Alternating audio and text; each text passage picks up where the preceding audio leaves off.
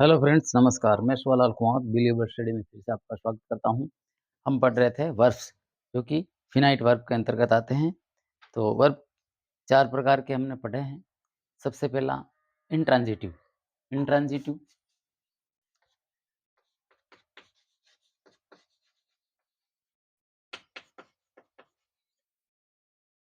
Intransitive दूसरा transitive,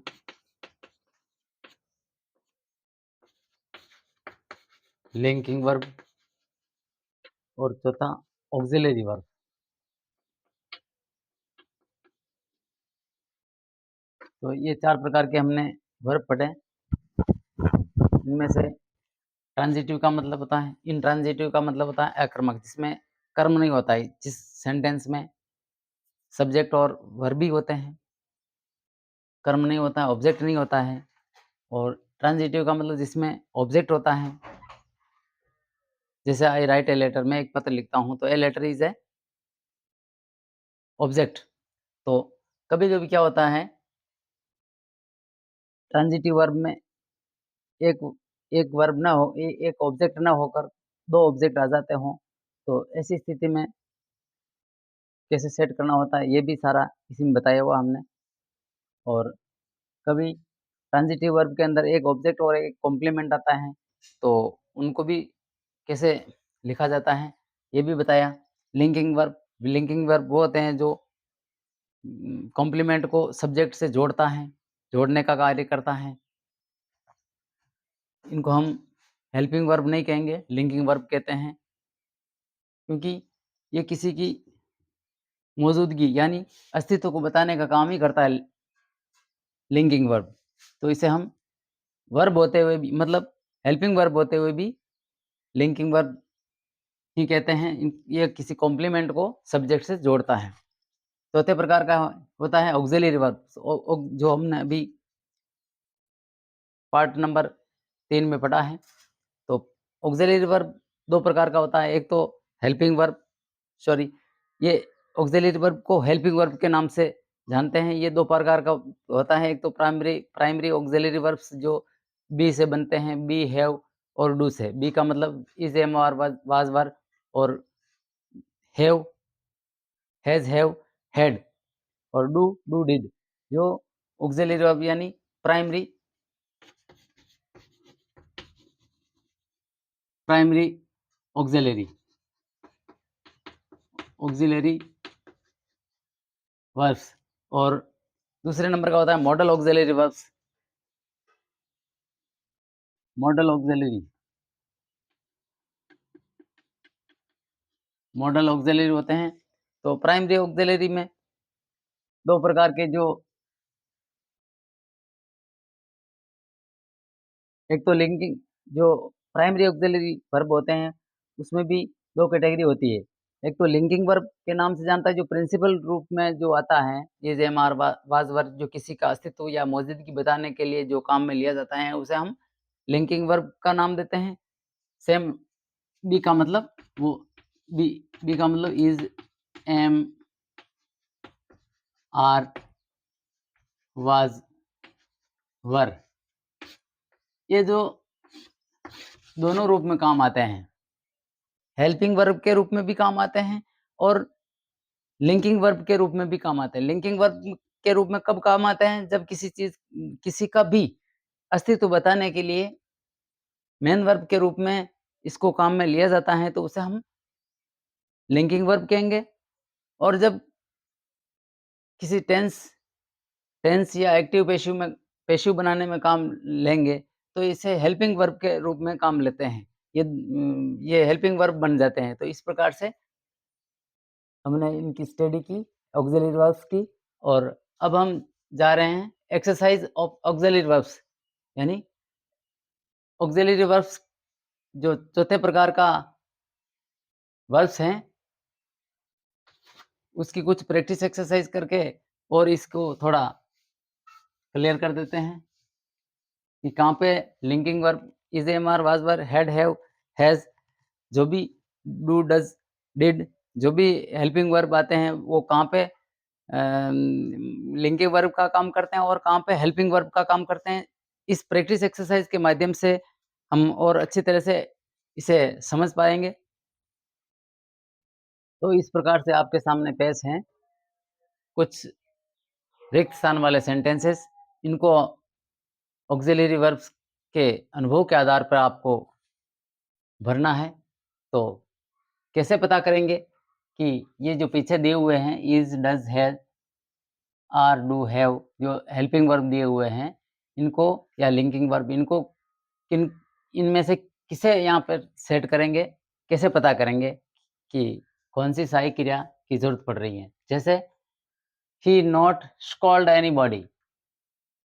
यहाँ पर सबसे पहले हमें ये ध्यान देना है, एक तो जो मेन वर्ब होती हैं, उसकी कौन-सी फ़ॉर्म है? फर्स्ट फ़ॉर्म, सेकंड फ़ॉर्म या थर्ड फ़ॉर्म या आईएनजी वाली फोर्थ फ़ॉर्म है।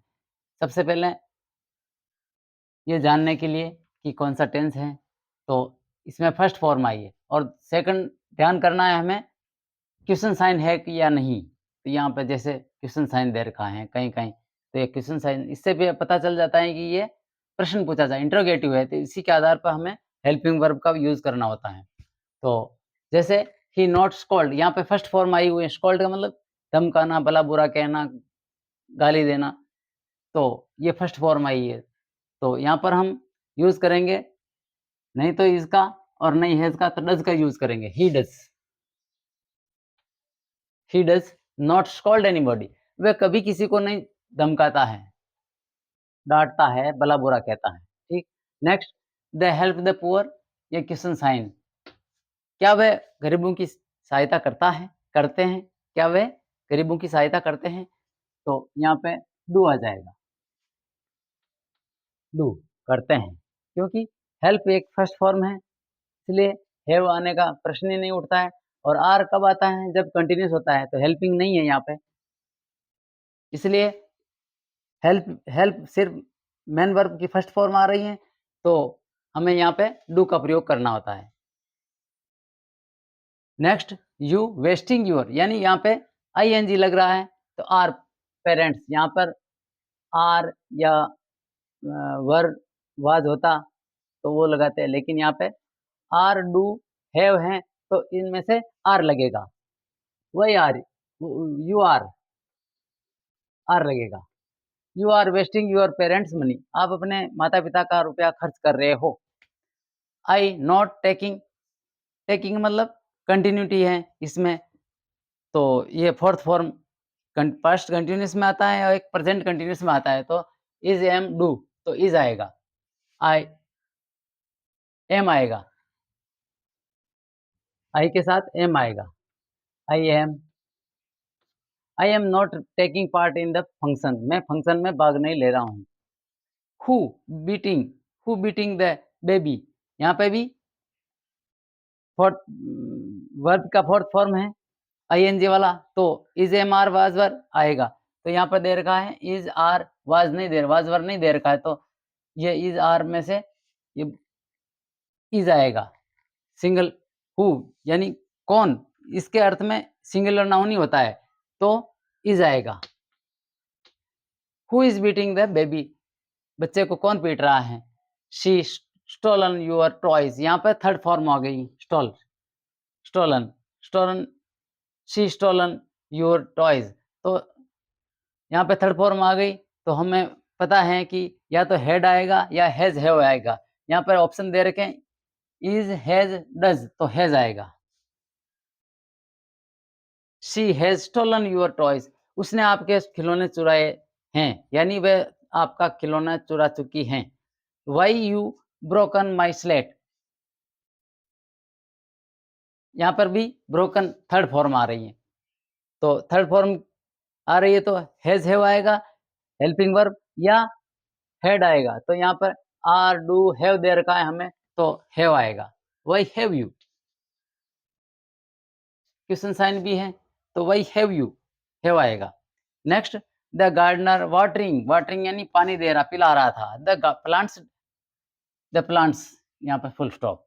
अब ऑप्शन दे रखा है डिड वाज हैज, तो हम जानते हैं कि आईएनजी किसमें आता है?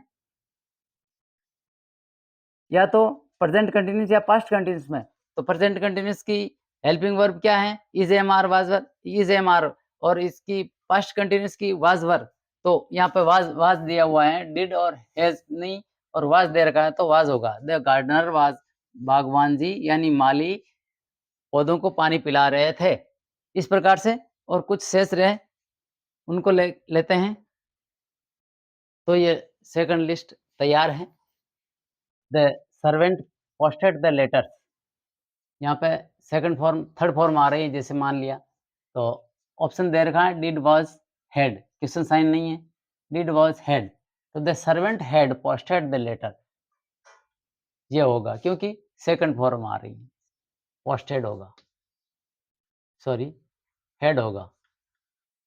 हेड हेल्पिंग वर्ब होगा कि नौकर ने पत्र प्रेषित कर दिया था, यानी वह नौकर प्रेषित कर चुका था। The patient died before the doctor arrived, doctor के जाने से पहले पेशेंट मर चुका था। ये वो ऐसे दो सेंटेंस आते हैं जो पास्ट परफेक्ट में भी आते हैं और present perfect, sorry past perfect में आते हैं। जो दो काम एक साथ होते हैं, जो काम पहले होता है उसको बाद वाले टेंस में रखा जाता है, जो बाद में काम होता है उसको पहले वाला टेंस में रखा जाता है।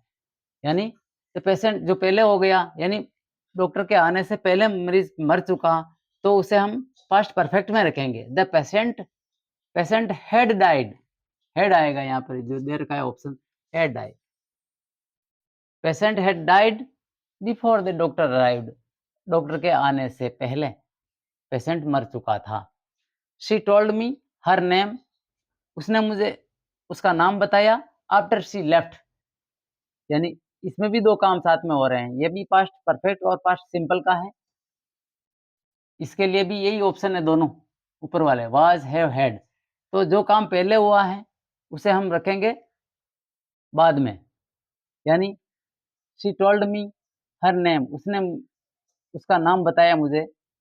आफ्टर शी लेफ्ट, जाने से पहले, उसके जाने से पहले, तो आफ्टर शी हैड आएगा।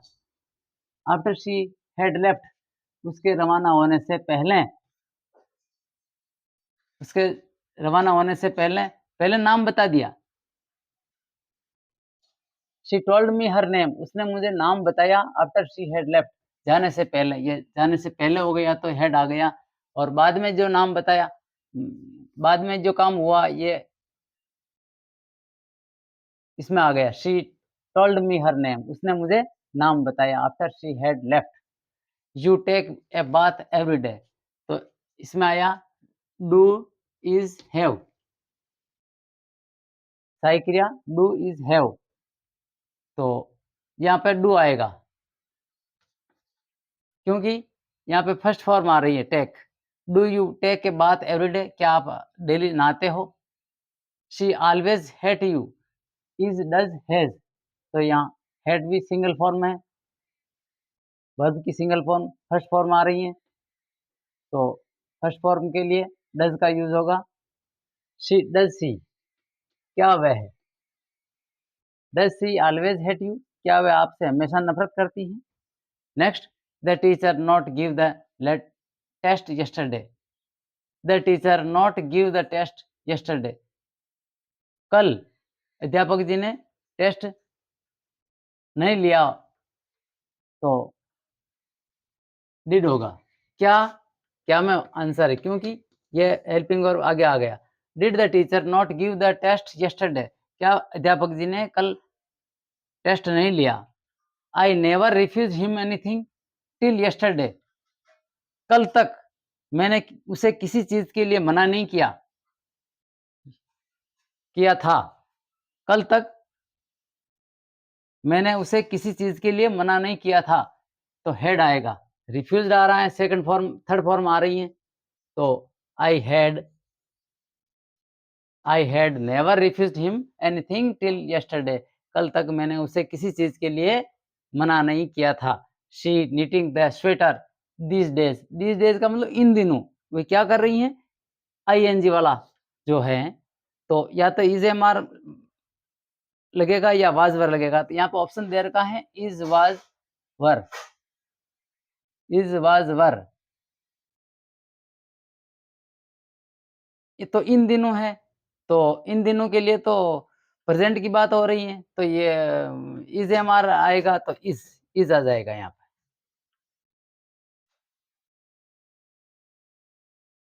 दोज डेज होते तो वाज आ जाता, तो is. She is knitting the sweater, वह स्वेटर बुन रही थी इन दिनों, बुन रही है, sorry. She is knitting the sweater these days, इन दिनों वे स्वेटर बुन रही हैं। If she worked hard she would have passed, अगर वह कठिन मेहनत कर करता, ये कंडीशनल सेंटेंस है। अगर ऐसा होता तो ऐसा हो जाता। तो ये यहाँ पे would have plus third form आ रहा है, would have plus third form आ रहा है, यानी पास्ट परफेक्ट का आ रहा है। तो इसको भी पास्ट परफेक्ट के लिए हैड का यूज़ करेंगे, हैड, वाज़, वर। तो कंडीशनल सेंटेंस है, हैड आएगा। If she had worked hard, अगर वह कठिन कार्य कर चुकी थी, अगर वह कठिन मेहनत कर चुकी थी, तो वह शी वुड हैव पास्ड, तो वह पास हो चुकी होगी। इस प्रकार से ये सेंटेंस हुए। अगर आपको वीडियो अच्छा लगा तो लाइक, शेयर एंड सब्सक्राइब करें। मिलते हैं नेक्स्ट टॉपिक के साथ। धन्यवाद, नमस्कार।